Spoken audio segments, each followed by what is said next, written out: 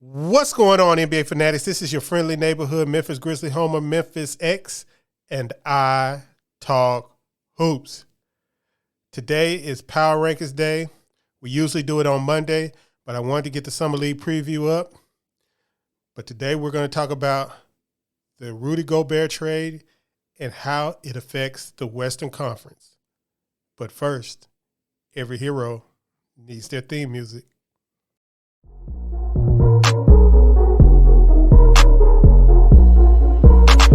KeyAno. Grizz gang, go hard. Baddest in the game, we be on one. I talk hoops, so secure. All up on the court, but we gon' score. Memphis bringing heat straight from Tennessee. Demo spiking, let's go. As the NBA waits with bated breath for the Kevin Durant trade to become official and to see what is going to go on and how big this trade is going to be, what the Nets are going to do with Kyrie, what the Suns are going to do with Ayton. There's a lot of moving parts out there, and the problem is none of them are moving. The NBA transaction season has screeched to a halt, but Summer League is going on, so nobody really cares right now. We're going to enjoy Summer League and not worry about these transactions. The Grizzlies have been awful quiet. They've only signed their draft picks and Tyus Jones, and really nothing else has happened with the Grizzlies. No real rumors, no credible rumors anyway, nothing that really seems imminent on getting done. It's just, it is what it is right now.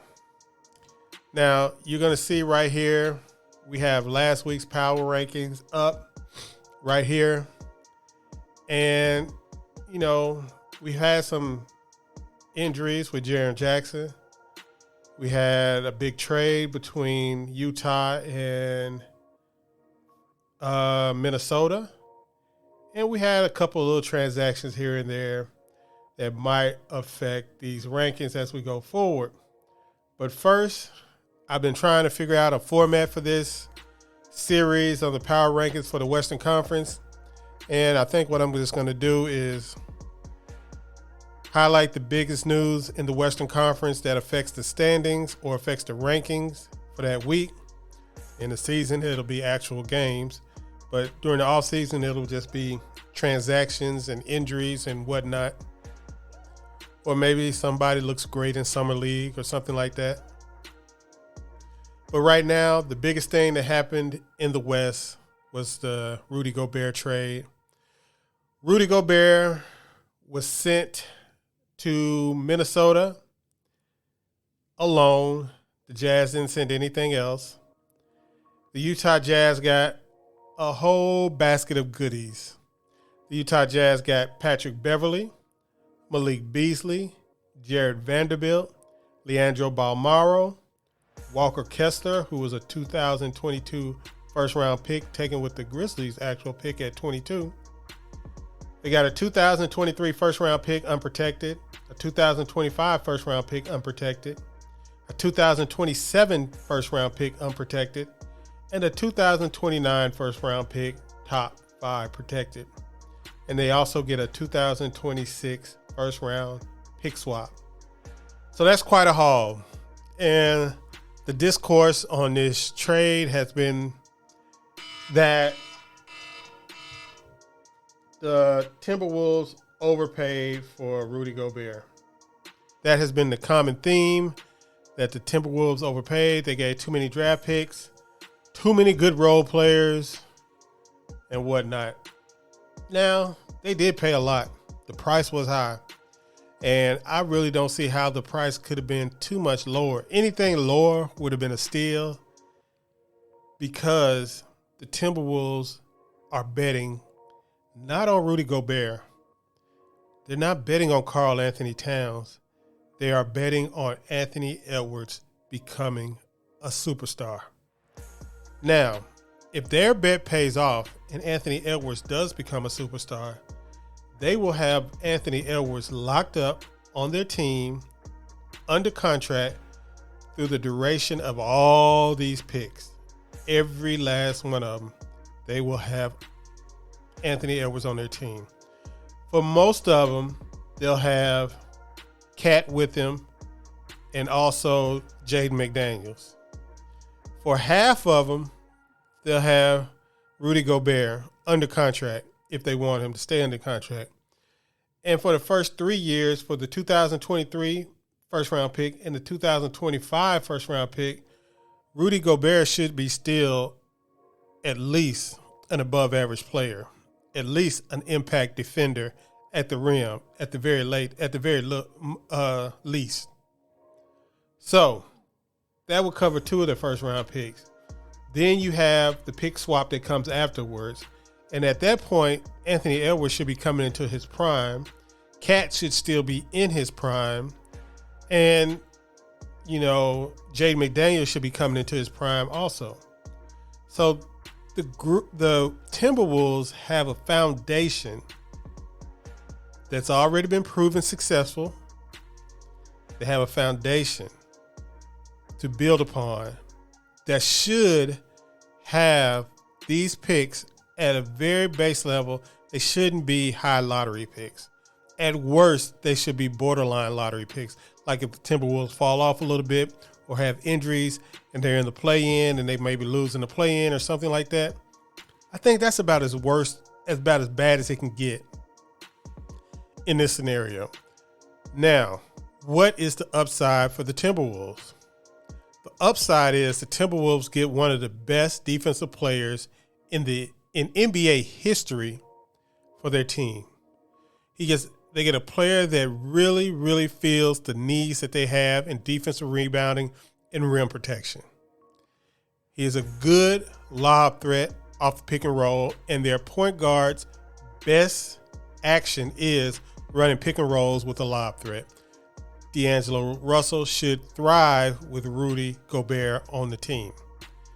Now, I expect that they're going to re-sign D'Angelo Russell, and I expect his contract will probably stretch as long as Rudy Gobert's goes. They might get a team option for the last year and be able to, at the end of that contract, either trade D'Lo or, let him expire and have some cap room or some cap flexibility later on as the cap starts to rise. So the Timberwolves have basically a lockdown starting lineup. D'Angelo Russell, Anthony Edwards, Jaden McDaniels, Karl Anthony Towns, and Rudy Gobert. It's probably one of the top starting fives in the NBA. Now, it's an unproven concept of how Cat and Rudy Gobert is going to work. But I think the overall size of the Timberwolves, of their, being 6'5", 6'5" backcourt, a 6'9" small forward, a 6'11" power forward, and a 7'1", 7'2", or whatever Rudy Gobert is, center, their team is going to be humongous. And they have Kyle Anderson, a versatile forward coming off the bench who's able to play the small forward, power forward, able to play on the ball, off the ball, even able to play some small ball 5 at times. He can basically give them everything Jared Vanderbilt gave them without being a total offensive liability, even though he is the same shooting liability. This team is not going to be bad. I think this team is going to have a chance to be a top 5 team this first year, depending on how much Anthony Edwards advances. So that's how I see this trade playing out. I think there's going to be a significant force in the regular season as long as they stay healthy. I think they're going to have enough depth to make it through the regular season. They still have McLaughlin as their backup point guard. And they still have Wendell Moore, who they got in the draft, as I think the fourth or fifth wing they got. And yeah, I really, really think they're going to be a top 5 team in the regular season in the NBA.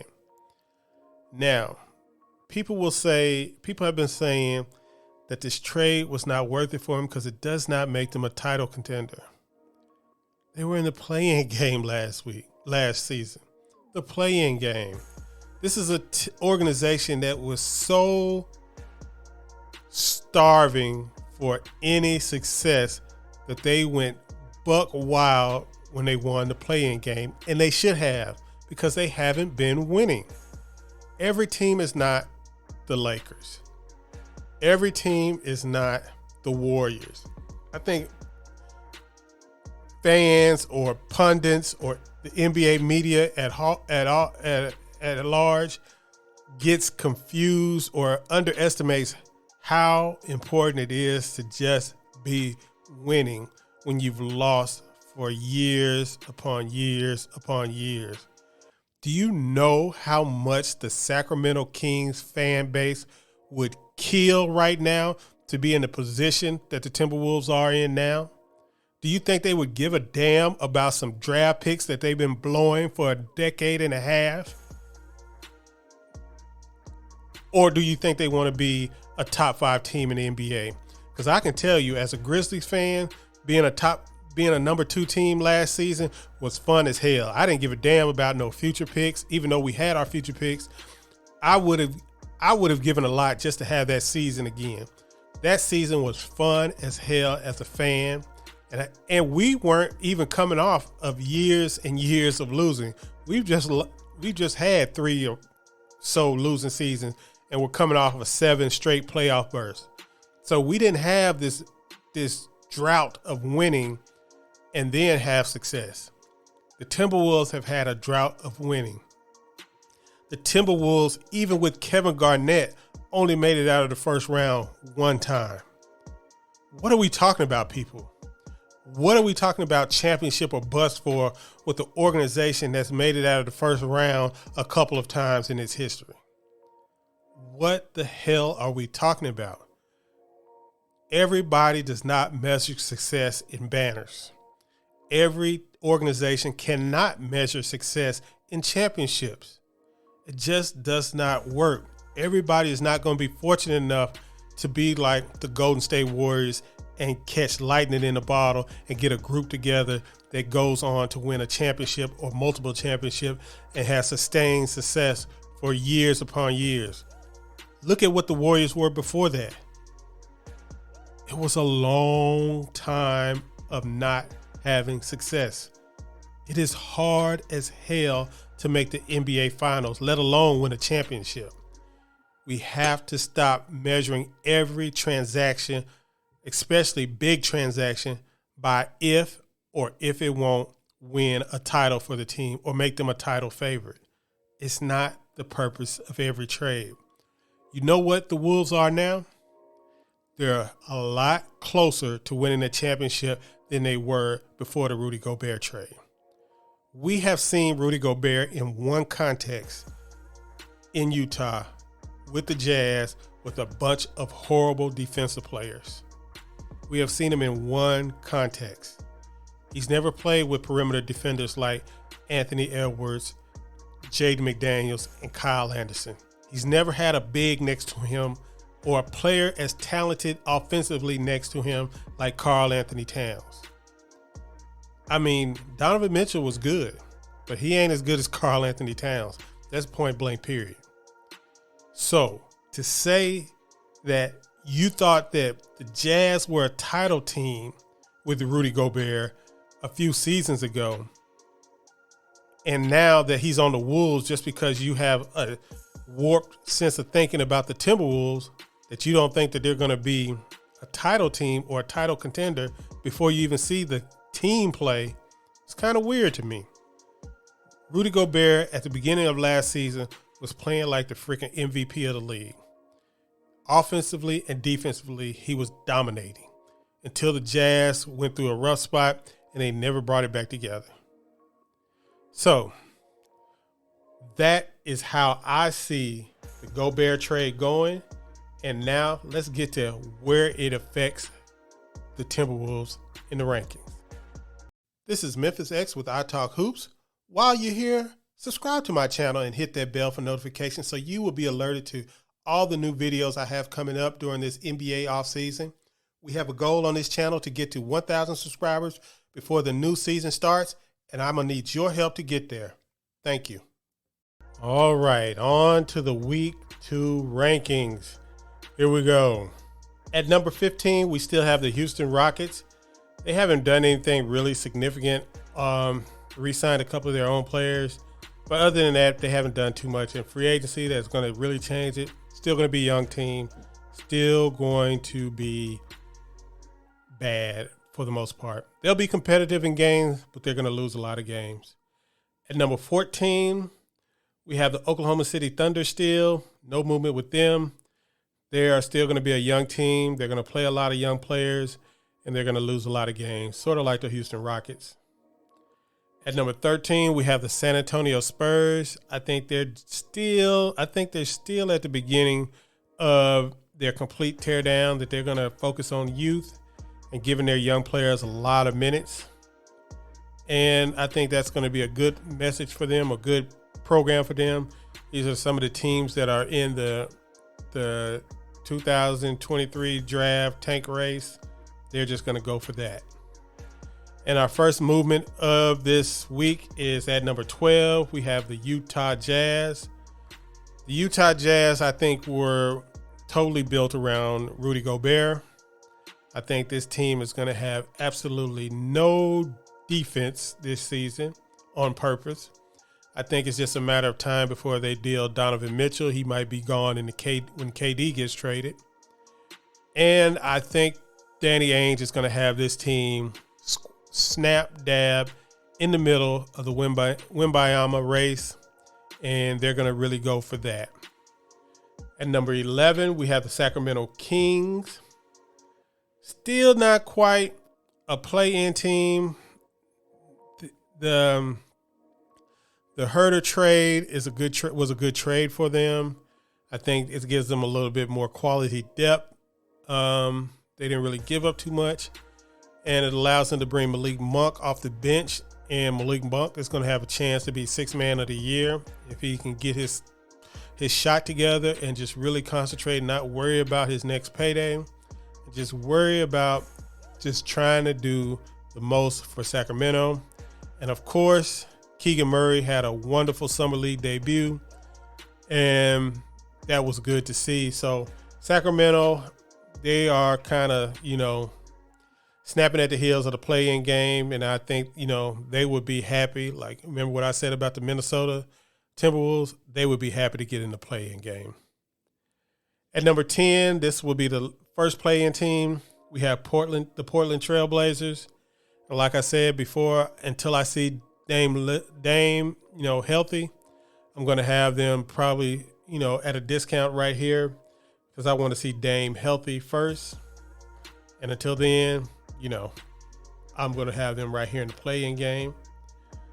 At number 9, we have the Los Angeles Lakers. They still haven't gotten Kyrie. They still have Russell Westbrook. They still haven't signed anybody significant. Lonnie Walker is a good signing, but not really a significant needle mover. And we don't know about AD and LeBron and what their health is going to be this season. So, and if they get Kyrie, I'll think about bumping them up a little bit. But until then, we're going to have them right here. At number 8, we have the New Orleans Pelicans. This is also a team that could be moving up, but there's a lot of pressure from up top where there's a lot of good teams. The Pelicans are going to be a good team. They have a good chance of winning 50 games and being in the play-in game. That's how insane the West is going to be this season. I think they're going to be a real good team. At number 7, yeah, I know. We hate to see it, but I have the Memphis Grizzlies at number 7. Why do I have the Grizzlies at 7? Basically because of the Jaren Jackson injury and losing Kyle Anderson and DeAnthony Melton and bringing on rookies. So until the Grizzlies do something, I think the rest of the teams are better set to compete in the West. But like I said, if I think New Orleans is going to be winning 50 games and I have the Grizzlies on top of them, That means I still think the Grizzlies are in the 50-win mode, but I think people are not grasping totally how good the West is going to be this season. Especially with all the tanking teams, there are going to be a lot of easy wins for these teams that are really, really trying to win. There's going to be a lot of easy wins for these teams, especially down the stretch when teams, especially teams that get injuries and stuff like that. The way the schedule looks is going to be real important, but I still have the Grizzlies at 7. I still have them close to being a 50-win team. Like I said, the prognosis on Jaren Jackson is going to be real important here. At number 6, I have the Denver Nuggets, and this is really with the assumption that Michael Porter Jr. and Jamal Murray are going to be somewhat healthy, basically as healthy as you can expect for the guys people that are recovering from their injuries. I do like the Kentavious Caldwell-Pope signing. I think giving them a spot-up shooter for Joker instead of an inconsistent shooter like Will Barton, I think is going to be very, very good for their offense. I just don't know how they're going to recover from the Monte Morris trade. They're going to probably need to get another more reliable backup point guard than Ish Smith. At number 5, we have the Dallas Mavericks, and they're going to hold steady basically on the strength of Luka Doncic. I think he's going to be good enough to get him here, especially having Christian Wood with him. They should be able to score enough and defend just enough to still be a top team in the West. At number 4, we have the Phoenix Suns. Now, this is not counting them getting Kevin Durant. This is counting them bringing back the same team, and I'm even counting them bringing back Aiden here. So this is where I would have them with DeAndre Ayton and the whole team basically bring the game back together. But like I said, I expect this to change within a week or two because I think they're going to be making some major trades. So they have a chance to go up or down depending on how the trade looks. At number 3, we have the Minnesota Timberwolves. That's right. I think they are going to be a hell of a regular season team. I think they're going to have a chance to have home court advantage in the first round, which is going to be big for them. It's going to be a crazy season for their fans if they're this good. And it would be really good to see a fan base that hasn't really been able to make any noise, in a long time, really been able to make some noise and have a team that they can really, really compete with the best of the best in the NBA on a night-to-night basis. It's going to be good for them to see that. It's going to be good for have that fan base being vocal online, on Twitter, their podcast, everything. It's going to be great to see. Can't wait to see it. And still at number 2, we have the LA Clippers, and this is also assuming that Kawhi Leonard is going to come back, back to his old self eventually, and Paul George is going to be healthy. It's one of the deepest teams in the league. I think they're 10 deep with quality NBA rotation players. It's going to be a real good team. And at number 1, still we have the champs, the defending champs. They had some defections. So, it's going to be kind of shaky, but I want to see how their young guys are going to look in Summer League before I downgrade them any. James Wiseman is doing 5-on-5 work in practice and should make his debut in the Las Vegas Summer League. Moody played in the Summer League. Didn't look too good in the game he played. And Kuminga is playing overseas. So we're going to see how they look in the Summer League in Vegas, and we might reevaluate it then. But right now and until then, they have Steph Curry. They are the number 1 team in the West for week 2. Guys, let me know what you think. And do you think I moved the Minnesota Timberwolves up too far?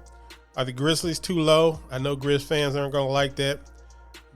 Hey, I'm trying to be fair here. With Jaren Jackson down, it's going to be rough.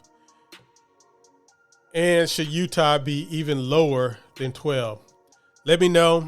And when we have some more free agent signings, like I said, next Monday, we'll do this again. Peace.